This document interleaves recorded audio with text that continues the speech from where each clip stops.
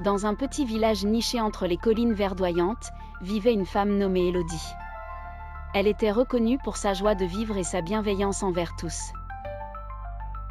Elle était célibataire, mais son cœur était riche de rêves et d'espoir.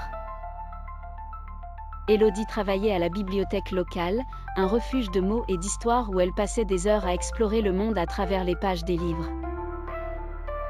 Un jour, en rangeant des livres, elle tomba sur un vieux manuscrit qui évoquait des histoires de mariage à travers les âges. Intriguée, elle le feuilleta avec un mélange d'émerveillement et de nostalgie. Elle lisait les récits de fêtes flamboyantes, de promesses chuchotées et de serments éternels, se surprenant à rêver de son propre mariage enchanteur. Au fil des chapitres, elle rencontra des récits de persévérance et de patience, et aussi d'amour éphémère et de désillusion. Pendant ce temps, dans un coin éloigné du village, vivait Henri, un jeune homme dévoué à sa ferme familiale. Ses journées étaient rythmées par le chant des oiseaux au petit matin et le labeur des champs en journée. Similaire à Élodie, il était solitaire, mais rempli d'une sagesse naturelle que la nature lui avait transmise.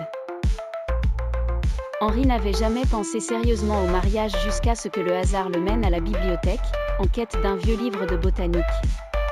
C'est là qu'il rencontra Élodie, une connexion instantanée qui les lia à travers leur amour partagé pour les histoires et la découverte. Leur rencontre devint régulière, à la faveur des discussions sur les livres qu'ils lisaient ensemble. Au fil du temps, une amitié sincère se développa, enrichie d'un respect mutuel et d'une admiration grandissante. Un jour de printemps, tandis qu'ils s'installaient sous un vieux chêne pour échanger leurs pensées sur le dernier livre qu'ils avaient lu, Élodie avoua ses rêves d'une vie partagée, remplie de joie et de compagnie. Henri, touché, exprima son désir d'unir son chemin au sien. Ainsi commencèrent les préparatifs de leur mariage, un événement qui devint rapidement le centre de joyeuses attentes pour tout le village. Au cœur de ce dénouement, Élodie et Henri comprirent que le mariage n'était pas simplement une cérémonie, mais un voyage partagé, tissé de rires, de défis et d'affection. En unissant leurs vies, ils avaient non seulement transformé leurs solitaires existences, mais aussi insufflé une nouvelle énergie dans leur village. Leur union fut comme une sonnerie de cloche qui résonna à travers les âmes et le temps.